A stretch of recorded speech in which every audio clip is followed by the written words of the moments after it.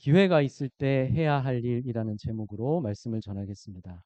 제가 재작년에 처갓집에 갔을 때 주변에 논 옆을 걷다가 길가에 꽃이 핀 것을 보고 사진을 찍었는데 특별할 거는 없지만 제가 바라본 모습이 이거라는 거죠. 이 모습을 바라보면서 지금 사진에 잘 보이시나요?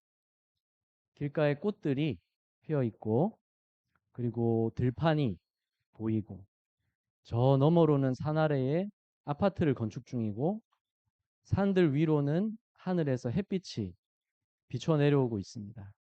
이 모습을 보면서 제가 이런 생각을 했는데 하나님이 죄 많은 이 세상에도 이런 꽃들이 피게 해주고 계시구나.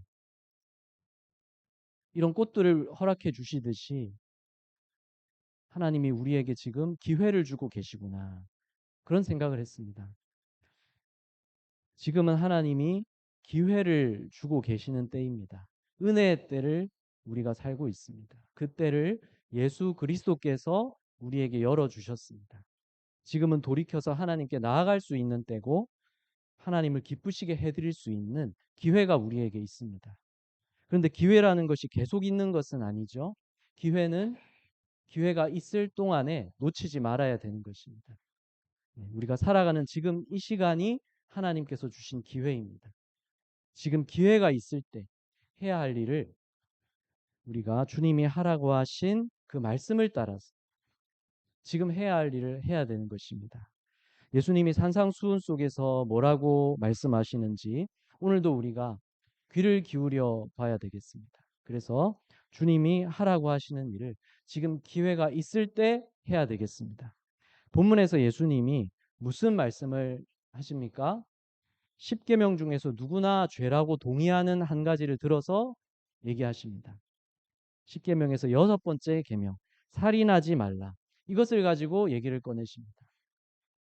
옛사람에게 말한 바 살인하지 말라. 누구든지 살인하면 심판을 받게 되리라 하였다는 것을 너희가 들었으나 살인하면 안 된다는 것은 율법으로도 아는 바고 또한 모든 사람들이 당연히 알고 있는 것이죠. 양심으로 모든 사람이 알고 있습니다. 사람이 사람을 죽여서는 안 되고 누구도 부정하지 않을 일이죠. 하지만 살인하지 말라는 계명은 살인만 안 하면 된다는 그런 뜻이 아닙니다. 이걸 말씀하시려고 예수님이 얘기를 꺼내시는데요. 살인하지 말라. 옛 사람에게 말한 바라는 거죠. 옛 사람 처음 율법을 받은 그들에게 하나님이 말씀하셨고 십계명으로 기록됐고 그래서 여섯 번째 계명이죠. 살인하지 말라. 그런데 누구든지 살인하면 심판을 받게 되리라. 이 내용은 십계명에 적혀 있지는 않고요. 다른 구절들에 나옵니다. 레위기 24장 17절 여기도 나오는데 사람을 쳐 죽인 자는 반드시 죽일 것이요. 사람을 고의로 살해한 자는 죽이라고 하나님께서 명하셨습니다. 개인적으로 죽이는 것이 아니라 정해진 법적 절차를 따라서 사형을 집행하라는 것이죠. 살인이라고 하는 것은 돌이킬 수 없는 범죄죠. 사람의 생명을 죽게 한다는 것은 돌이킬 수 없는 악한 일이고 그렇기 때문에 사형이라는 극형에 처해서 사람들이 두려워하도록 하시는 것입니다. 그래서 신명기 17장 13절에 그리하면 온 백성이 듣고 두려워하여 다시는 무법하게 행하지 아니하리라. 여기까지 옛부터 유대인들이 잘 아는 바고 또 모든 사람들이 알고 있는 사실이죠. 살인하면 안 된다. 근데 살인이 악한 죄라는 것은 모든 사람이 알지만 다 아는 얘기를 예수님이 지금 꺼내시는 것은 왜이겠습니까? 바로 살인만이 심각한 죄가 아니라는 것을 일깨워 주시기 위해서입니다. 그래서 오늘 말씀드릴 것은 첫째로 죄의 심각성을 깨닫고 회개하라. 한번 따라해 보겠습니다. 시작. 죄의 심각성을 깨닫고 회개하라. 살인만 심각한 죄가 아니라 모든 죄가 심각하다는 것을 우리는 알아야 됩니다. 예수님이 이렇게 말씀하셨습니다. 살인하지 말라는 계명을 말씀하신 후에 22절에서 그런데 나는 너희에게 이르노니 같이 읽을까요? 형제에게 시작. 형제에게 노하는 자마다 심판을 받게 되고 형제를 대하여 라가라 하는 자는 공회에 잡혀가게 되고 미련한 놈이라 하는 자는 지옥불에 들어가게 되리라. 우리가 화내거나 욕하거나 악한 말 하는 것도 다 심각한 죄라고, 다 심판받을 죄라고 예수님이 말씀하셨습니다. 형제에게 노하는 자마다 심판을 받게 되고, 여기서 형제라는 것이 친형제 자매 가족만 말하는 것이 아니라 모든 사람을 의미하는 것입니다. 다른 사람에게 노하고 분노하고 화내는 자, 심판을 받게 된다는 것입니다. 우리가 악한 분노를 내는 것이 심각한 죄라는 뜻입니다. 분노가 더 나아가면 살인도 일어나게 되는 거죠. 그러니까 분노를 내는 단계도 결코 무시할 죄가 아닌 것입니다. 형제를 대하여 라가라 하는 자는 공회에 잡혀가게 되고, 여기 라가라 하는 말은 욕인데 머리가 텅 비었다는 뜻입니다. 멍청한 놈이라고 욕을 하는 거죠. 이렇게 욕하는 자, 공회에 잡혀가야 된다는 것입니다. 공회는 당시에 재판받는 법원과 같은데요. 가서 재판받아야 된다. 이 말은 심판받아야 된다. 이 뜻으로 말씀하시는 겁니다. 그리고 미련한 놈이라 하는 자는 지옥불에 들어가게 되리라. 이 미련한 놈이라는 말은 원문에는 모래라고 되어 있는데 지옥 갈 놈이라는 뜻으로 쓰인 말입니다.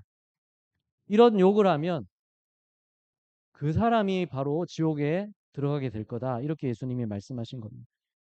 사람이 화날 때가 있고 화나다 보면 욕도 하고 또 악한 말을 하게 되는 거죠.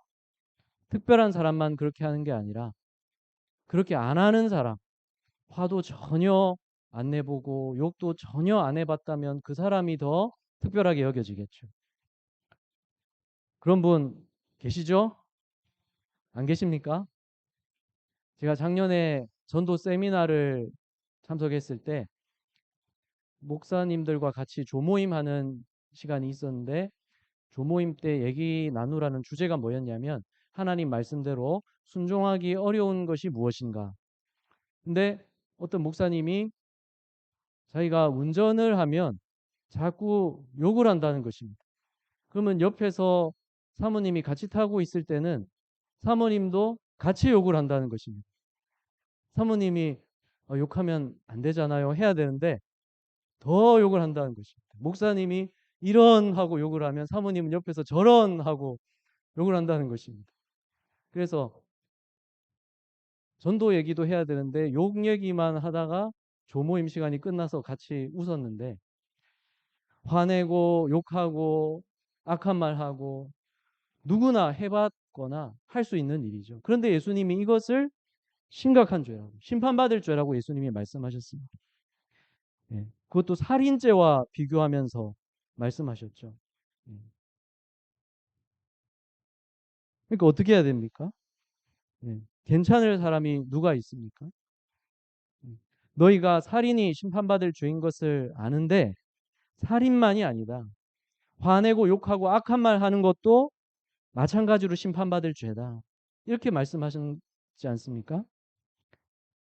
그러니까 아무도 괜찮을 사람이 없는 것이죠. 그걸 깨달으라고 하신 말씀입니다.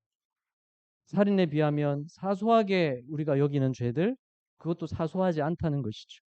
왜 그렇습니까? 살인은 하지 않았어도 분노와 악한 말들로 인격을 살해할 수 있습니다.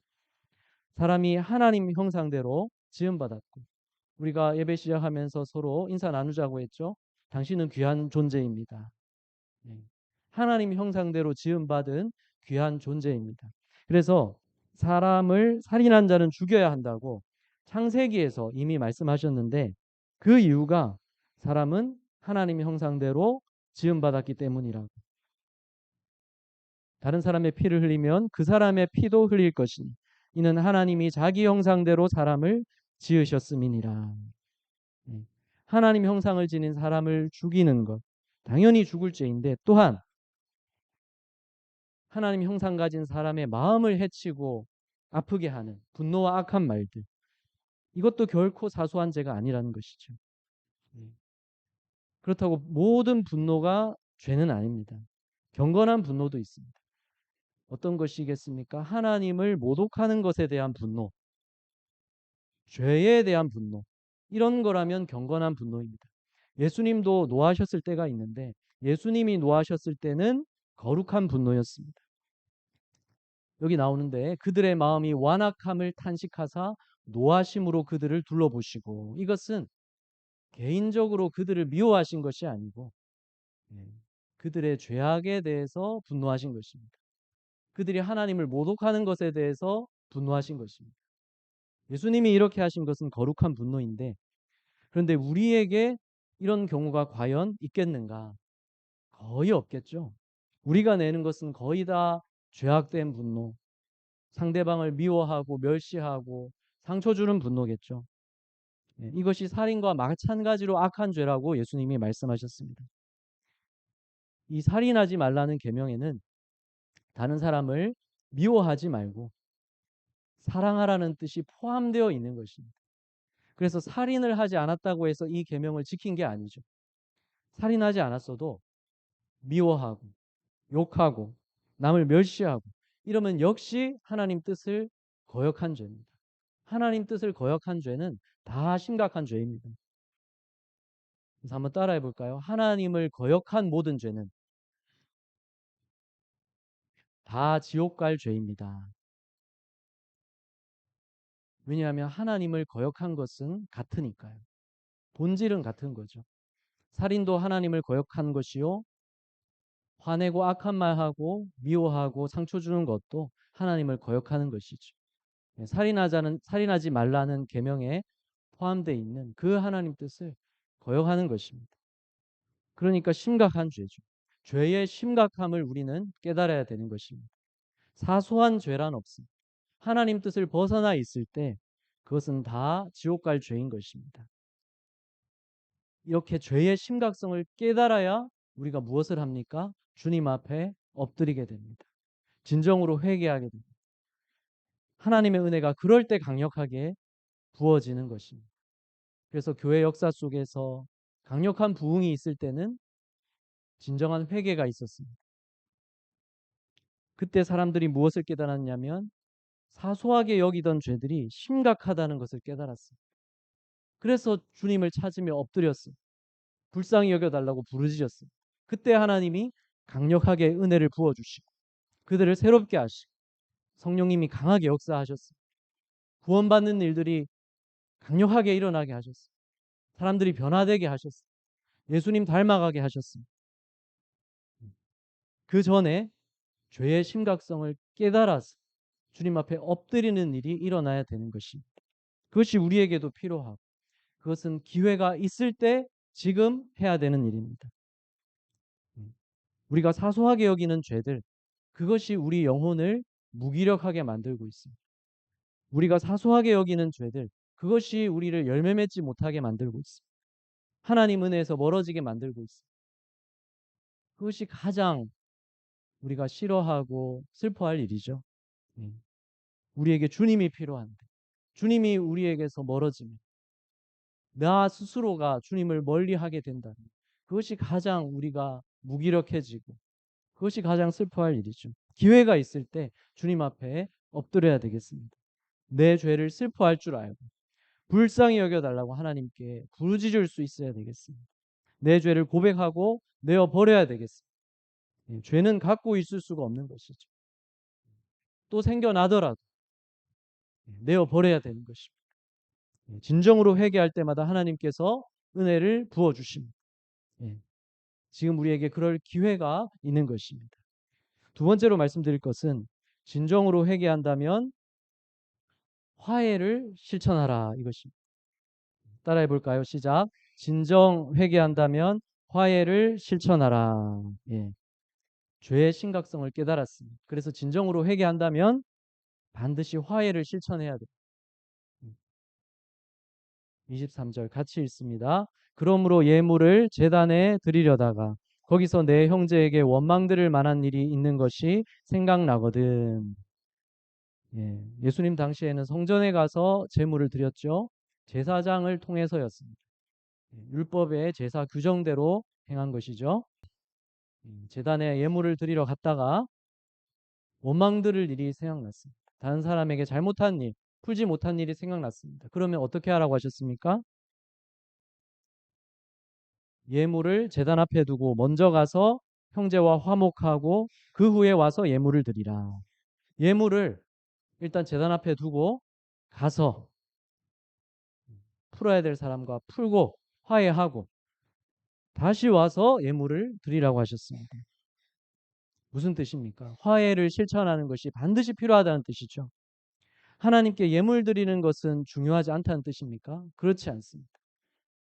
다시 와서 예물을 드리라고 하셨죠. 예물 드리는 것도 필요하고 하나님이 받으시도록 드리는 제사도 필요하고 그리고 화해하는 것도 둘 다 필요하다는 것입니다. 예수님이 이 말씀하실 때 갈릴리 호수 근처에서 사람들이 듣다가 놀랐을 겁니다. 왜냐하면 갈릴리에서 예루살렘까지 간다고 쳤을 때 유대인들은 곧바로 갈 수 있는 길이 있어도 사마리아를 거쳐가지 않기 위해서 둘러가는 길로 갔거든요. 그래서 일주일 정도 걸렸다고 합니다. 그래서 갈릴리에서 일주일 정도 걸려서 예루살렘 성전에 예물을 드리러 갔습니다. 그런데 예수님 말씀대로 원망 들을 일이 생각났습니다. 그러면 다시 갈릴리 동네로 와서 화해하려면 일주일 걸려서 갔는데 다시 일주일 걸려서 집에 돌아왔다가 화해하고 다시 가서 예물 드리라 했으니까 또 일주일 걸려서 가서 예물 드리고 다시 집에 돌아오려면 또 일주일 걸리는 거죠. 얼마가 걸리는 겁니까? 예. 그러니까 이 말씀을 들을 때 아, 예수님이 저렇게까지 화해하라고 하시는구나 이렇게 이해를 했겠죠. 우리도 그렇게 이해하면 되겠습니다. 그런데 이 말씀을 잘못 적용하는 분이 없으시기 바랍니다. 이 말씀을 주일 예배에 적용해서 내가 화해 못한 일 있으니까 오늘 주일 예배를 안 드려야겠네. 이러면 안 되겠죠. 그러면 어떻게 하는 겁니까? 두 배로 죄 짓는 겁니다. 사람에게도 잘못한 거 있는데 화해도 안 했는데 예배도 안 드리고 이중으로 죄 짓는 거죠. 예. 본문에서 뭐라고 말씀하십니까? 가서 화해하고 다시 와서 예물을 드리라고 하셨죠. 개인적으로 예물을 드리러 간 거니까 시간이 걸리더라도 가서 화해한 후에 다시 와서 예물을 드릴 수 있습니다. 그런데 정해진 예배 시간은 어떻습니까? 이 시간에 예배 안 드리고 넘어가면 이 시간 이 예배는 못 드리는 거죠. 다시 와서 이 시간에 예배를 드릴 수 없잖아요. 네. 그러니까 정해진 예배 시간은 그런 것이 아니죠. 그러니까 화해 안 했다고 예배 시간에 안 나와야겠네 하면 잘못 생각하는 것이죠. 만약에 부모가 자녀한테 공부하기 싫으면 나가 했는데 자녀가 예 하고 나갔으면 순종하는 겁니까? 대드는 것이죠. 나가라면서요 하면서 대드는 거죠. 화해 안 했으니까 오늘 주일 예배 안 드려야겠네. 순종하는 겁니까? 네, 이중으로 죄 짓는 겁니다. 정해진 예배 시간은 하나님과의 약속 시간이죠. 예, 그걸 깬다는 것은 아예 해서는 안 될 생각이고 해야 될 생각은 뭡니까? 예배는 반드시 드려야 되는 거니까 화해하기 싫어도 어서 화해해야 되겠네. 빨리 화해해야 되겠네. 이 생각을 해야 되는 거죠. 근데 부득이 화해를 못했으면 예, 그래도 정해진 예배 시간에는 예배를 드려야죠. 다시 와서 드릴 수가 없으니까. 예배를 드리고 계속해서 화해도 실천해야 되겠죠. 혹시 잘못 적용하는 분이 계실까 봐 예, 말씀을 드린 거고요. 예수님 말씀에서 제단에 예물을 드리려던 사람은 무엇을 원한 겁니까? 하나님이 제물을 받으시고 내 죄를 용서해 주시기를 원한 거죠. 예, 그게 구약의 제사니까요. 그런데 하나님께 회개하더라도 사람과 잘못하고 갈등이 생겼고 풀어야 할 것. 그것은 아직 해결이 안 된 거죠. 그것은 하나님께 회개했어도 그 사람과 가서 화해를 하고 해결을 해야 되는 것입니다. 그게 하나님 뜻인 거죠. 상대방에게 어떻게 해야 됩니까? 내가 잘못한 부분을 인정해야 되고 진심으로 사과해야 되는 거죠. 예. 그건 내가 잘못했어. 그건 내가 잘못했어요. 내가 그렇게 잘못했네요. 예, 인정하고 사과해야 되는 거죠. 그리고 해를 끼친 것에 대해서는 그냥 넘어가는 것이 아니라 최선을 다해서 보상을 해야 되는 것이죠. 어떤 일이 되었건 진심으로 최선으로 보상을 해줘야 되는 것입니다. 보상을 해줄 때 가장 중요한 것은 어떤 물질의 보상, 그것도 필요하지만 제일 중요한 것은 태도입니다. 그 사람이 나로 인해서 존중받지 못한다고 느껴, 상처받았, 나에게서 무시당했다고 느껴. 거기에 대한 보상이 뭡니까? 그 사람을 다시 존중해 주는 것입니다. 존중은 뭡니까? 그럴 수 있어. 이게 존중입니다. 그럴 수 있어. 상대방은 나와 다르게 생각할 수 있습니다. 나와 다른 방식으로 말할 수 있고, 나와 다른 방식으로 행동할 수 있습니다. 예. 이걸 인정해 주는 것이 존중. 그래, 그럴 수 있어. 예. 그래요, 그럴 수 있어요. 당신은 그럴 수 있어요. 근데 나는 또 이렇게 느끼네요. 상대방을 존중할 때 대화가 시작되는 거죠. 예. 물론 넘지 말아야 될 선은 있습니다. 폭력을 쓰는데 그럴 수 있어. 이럴 수는 없잖아요. 사기를 치는데 그럴 수 있어. 이러면 안 되겠죠. 넘지 말아야 될 선은 서로가 반드시 지켜야 되는 것입니다. 예. 그렇지만 그게 아니라 서로 다른 부분, 그것은 우리가 인정하고 존중해 줘야 되는 것입니다. 하나님이 우리를 다 서로 다르게 만드셨기 때문에 그렇습니다. 예. 어른들의 싸움이라는 게 뭡니까? 가만히 보면 아이들은 서로 이런 말 자주 합니다. 꼭 그런 것은 아니라도 넌 그렇게 해? 난 이렇게 하는데 하면서 신기해하고 서로 그런 얘기할 때가 있는데, 근데 오히려 어른들은 그게 안 되는 거죠. 어떻게 그렇게 할 수가 있니? 네가 그렇게 해? 그럼 난 이렇게 해. 한번 당해봐라. 그러면 상대방은 또 가만히 있습니까? 감히 이렇게 해? 그러면 나는 이렇게 해. 나는 못할 줄 알고? 이렇게 계속 반복하는 거죠. 서로 존중하지 않으니까 계속 이렇게 반복하는 것입니다. 서로 그럴 수 있어. 존중하기 시작하면 어떻게 됩니까? 대화가 시작되죠. 아, 그래서 그랬구나. 나는 이래서 그랬어. 아, 이거는 내가 미안하네.